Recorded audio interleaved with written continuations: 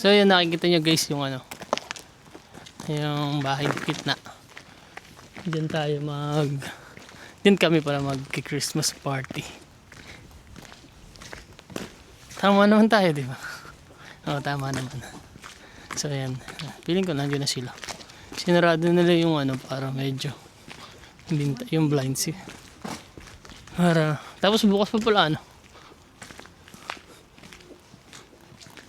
Oo nga, nandun na sila sa loob. Yung mga tao na.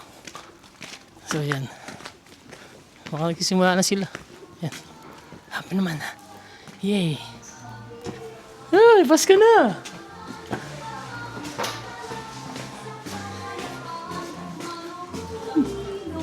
Uy, uy, uy. Yan po ang ating mga beshi. Sirot pa Siro tayo. Ayun, ayun.